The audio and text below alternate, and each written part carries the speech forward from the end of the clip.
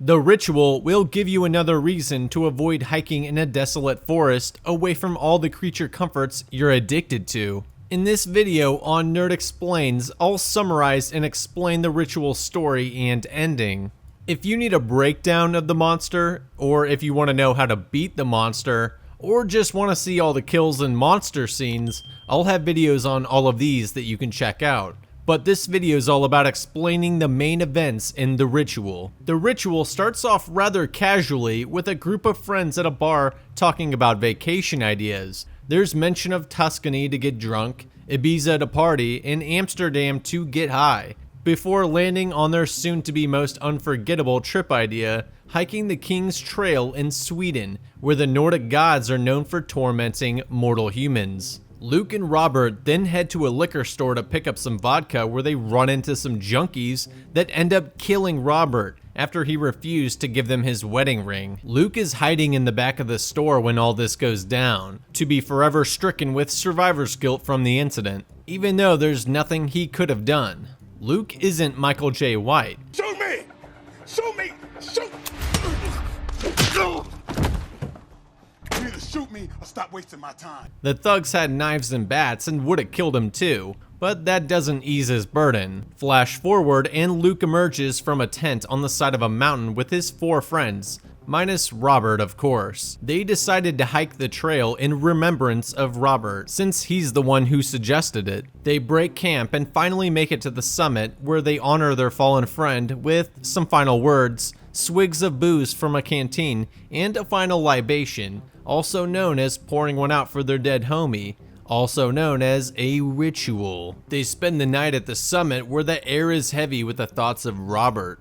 Hutch earnestly tells Luke that despite what others may think, Rob's death was not Luke's fault, but this falls on unbelieving ears. As they make their descent, Dom trips and hurts his leg. Hutch and Luke both scoff at how Dom is being overdramatic about his injury. This causes the crew to search for a quicker way off the mountain than was originally planned. Hutch, the pathfinder of the group, sets them on an uncharted off-trail hike through a forest. This little shortcut would theoretically cut their journey in half, do them some good, and they'd be in a lodge with their feet kicked up drinking some beers next to a warm fire. A real happily ever after fairy tale ending. But there's an hour and 20 minutes left in this horror movie, so it's safe to say that the shortcut won't be doing them any good. Before too long, they walk past an eerie abandoned van while cracking filthy jokes. While this is one of the movie's earliest warning signs, the mood's still light. It's not until they stumble into an elk strewn and hung from the trees with its intestines gutted, freshly dripping blood, that they realize they may be in danger. Unfortunately for this group of friends, this is what you might call strong foreshadowing. They wrongly mistake this for a deleted scene from Planet Earth and venture on. A thunderstorm erupts and forces them to find shelter, and what better place to shelter in than an abandoned cabin in the woods? Better than a tent, I suppose.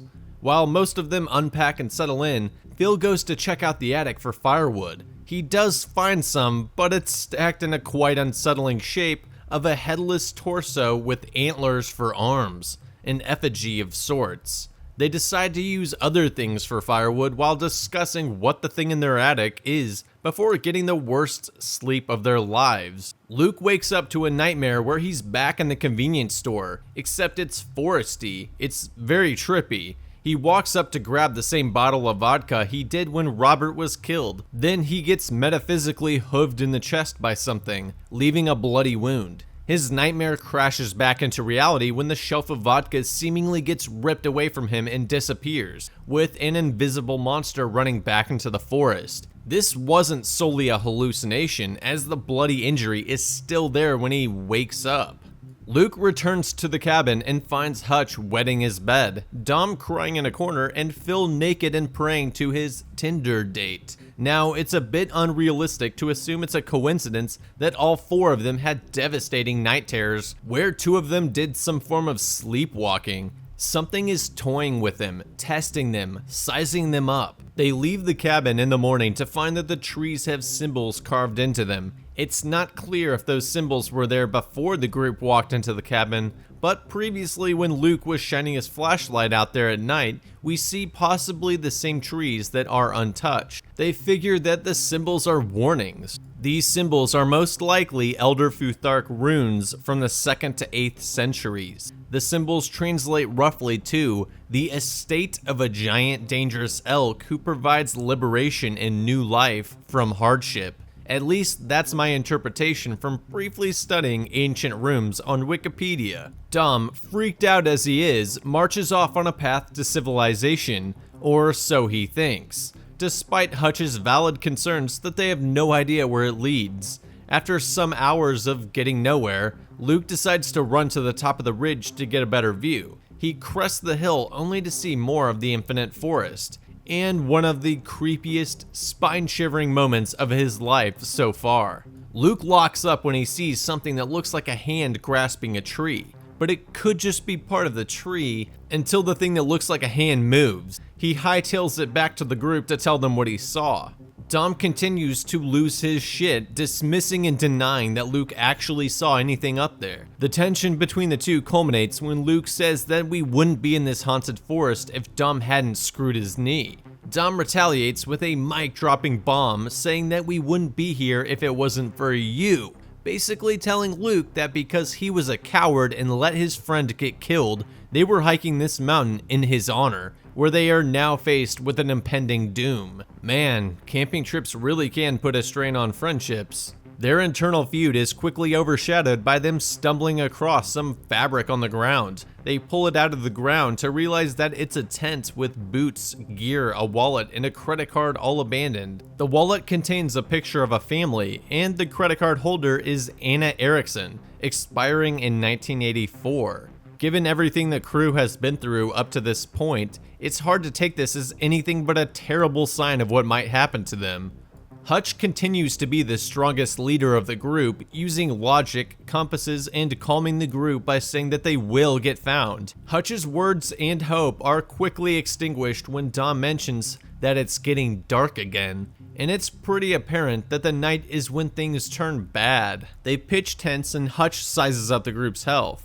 Dom's knee is torn up and Phil is more mentally weakened than anything, and Hutch tells Luke that he should take the compass, head southwest, and try to make a break for civilization to bring help while he stays with them. Hutch has this sort of 1,000-yard stare thing going, like his mind is trying to find a way out of this predicament. While he was spreading hope earlier, deep down, he knows their situation is dire, and considering that he's the most experienced hiker in the group, this is unnerving. They all get tucked into their tents for the night, and right when Luke goes for a midnight Pop-Tart snack, the forest comes alive. I can't imagine how vulnerable it must feel being in a tiny tent with a piece of thin fabric between you and a monster creeping through the woods just outside. Luke draws down the loudest zipper mankind has created, and most likely shit himself when he sees 3 shadowy figures in the forest staring at him from the darkness. It's a PTSD trip like the one he had when he was hit in the chest, except in this nightmare, the mugger eerily makes eye contact with Luke, mocking him as a coward.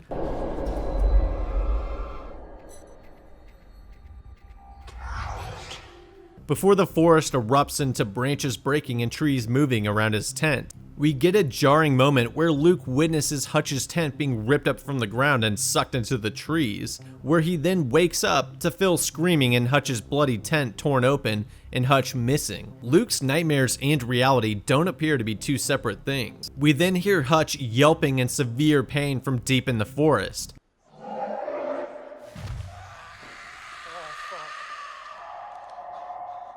The remaining 3 friends courageously attempt a rescue, but as we all know, Hutch is pretty much a goner. At dawn, the search continues, where they stumble across their worst fears. Hutch, like the elk from earlier, is found gutted, hanging from the trees. It's an incredibly gruesome sight, and this is the exact moment when shit got real for the group. The hope of making it back in one piece is irreversibly over. This is the moment where their lives were permanently changed forever, or at least until they get hung from the trees too. This is also a huge blow because Hutch was the one leading them out of this mess. Him being killed first most likely is not a coincidence either. Phil says something interesting. He thinks the monster put Hutch's corpse on this path because it knew they were coming this way. Dom yet again loses his shit in denial, claiming that it was pagan hillbillies that did this. Luke steps into Hutch's bloody shoes as the fearless leader of the group, affirming that they are going to get out of the forest alive. I don't think any of them actually believed it though.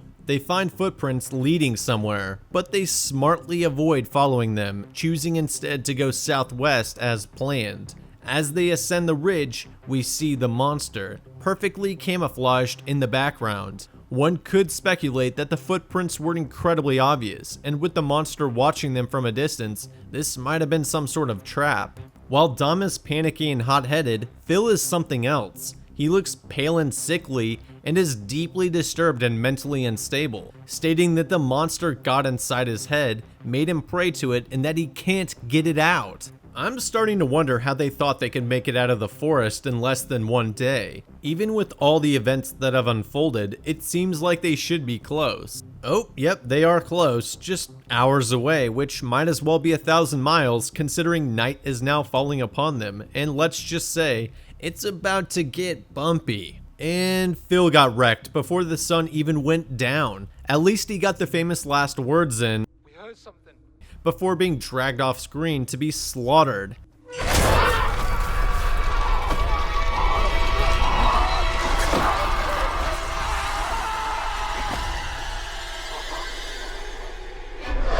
Yes, Phil, that was the sound of a giant forest monster lurking behind you. Luke springs into action and with immense athleticism manages to run into a tree and knock himself out, where he then wakes up at a familiar convenience store. Only this time, instead of the mugger calling him a coward, Robert tells Luke that he can't run. To which then Luke proceeds to get up and run. Just like at the cabin and the tent, the monster is communicating with Luke through the hallucinations. Luke finds Dom and they both cuddle up next to a tree. Dom cries on Luke's shoulder and Luke says he'll never leave Dom under a moonlit night sky. On 3, they make a run for the tree line, but end up on a firelit path leading either to civilization or pagan hillbillies. Considering the monster is right behind them, they take the risk and follow the path. Just before they bolt, the flashlight illuminates Phil's lifeless body hanging from a tree. In sick irony, Phil saying that the monster put Hutch's body in their path so that they would find it was exactly what happened to Phil too. The monster is intelligently directing them and placing their friends' dead bodies in their path for them to see. As soon as Dom and Luke bust into the nearest cabin, they quickly realize it was a mistake as the occupants are not alarmed at the situation. It was almost as if they'd been expecting the duo to show up. Luke also sees that they are praying to a stone carved with a representation of the Norse god Loki. The stone is called the Loki stone and depicts Loki chained up. Probably not a good sign. It's confirmed that there will be no hospitality given here as they get face stomped into unconsciousness. They wake up in shackles with ritualistic chants roaring above them.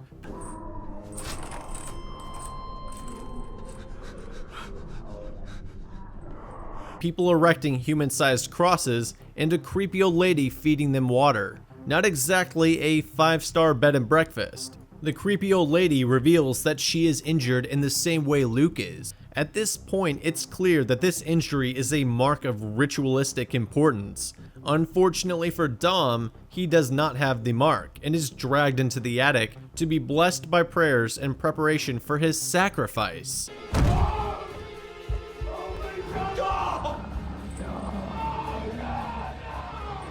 Yeah, I don't think they were building a Wendy's outside after all. The cult brings Dom back inside so he can have one last chat with Luke before this evening's show. He reveals that earlier in the cabin, when Hutch was alive and pissing himself and he was in the corner crying and screaming the name Gale, that his nightmare was the future prediction that he would end up here, being sacrificed to the monster. It brings a sense of dread and inevitability to the situation, which Dom obviously realizes by saying that he will die here. The monster literally forecasted everything that happened to the group, Its placement of Hutch and Phil's corpses was no coincidence. It was hurting them to the cult to be sacrificed to it.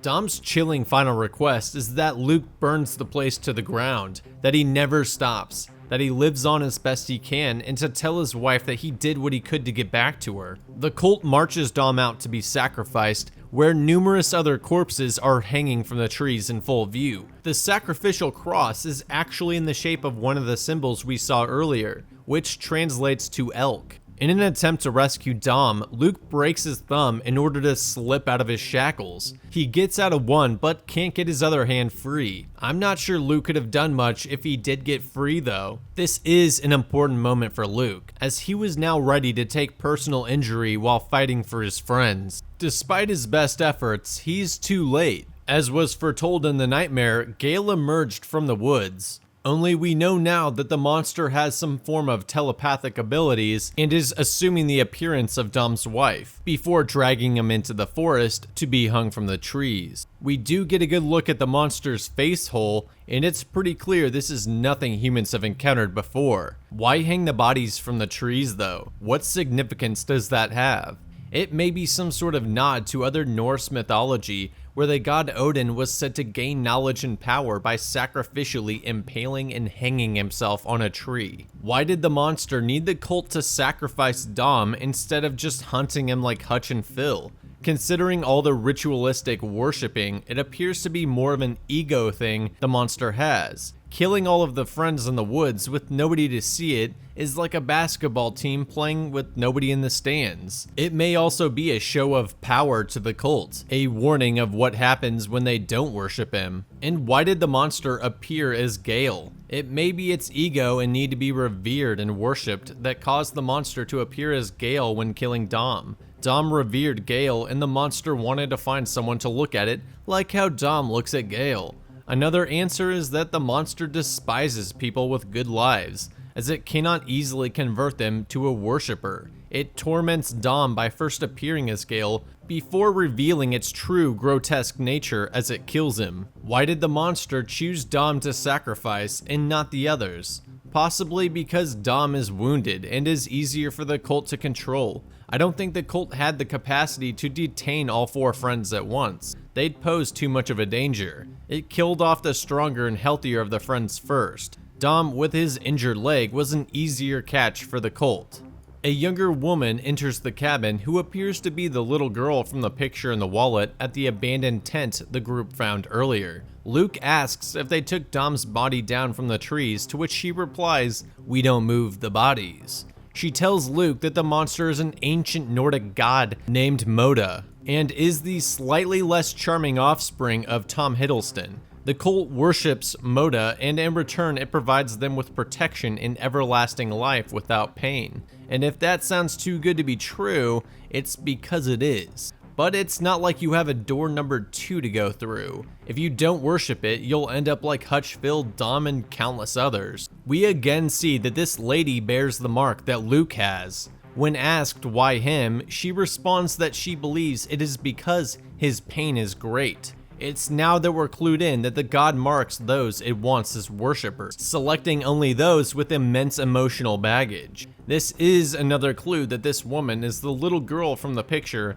as she is distant and unsmiling while her family is happy and hugging each other, suggesting that she also carries great pain.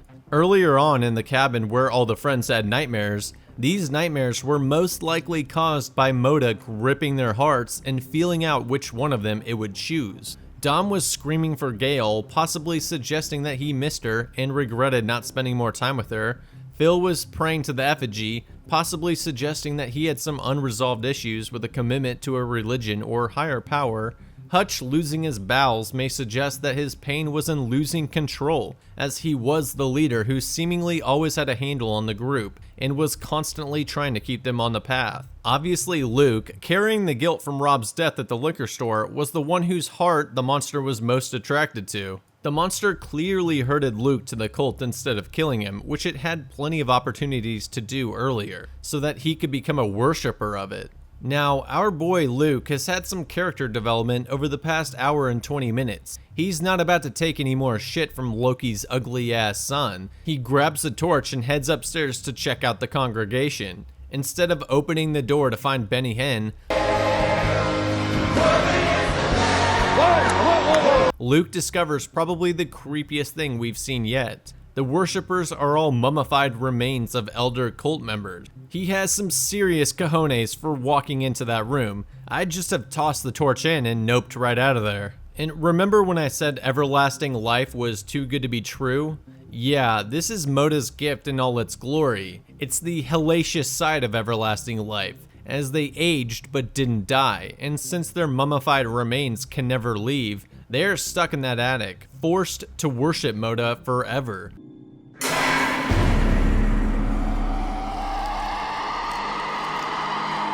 Well, until Luke mercy kills them by lighting them all on fire, ultimately living up to his promise to Dom. Badass Luke absolutely rocks Granny with a straight right jab,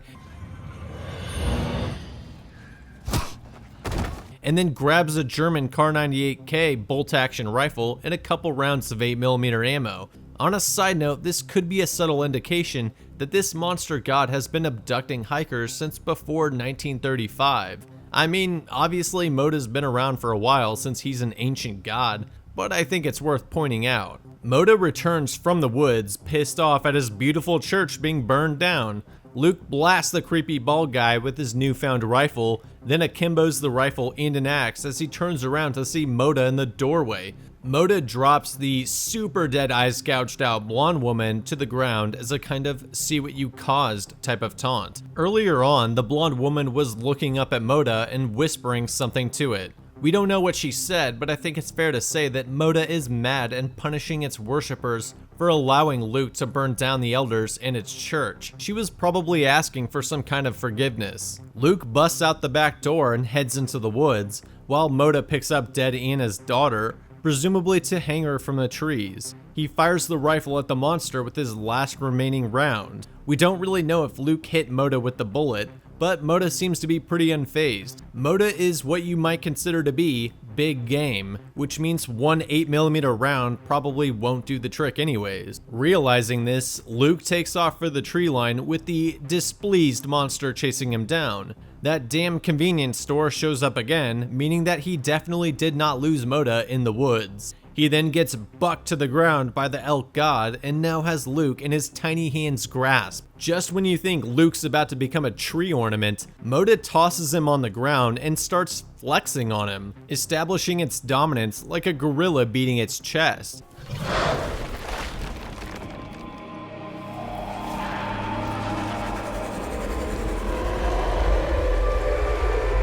As soon as Luke stands up in defiance, Moda quickly shoves him back down into the kneeling position.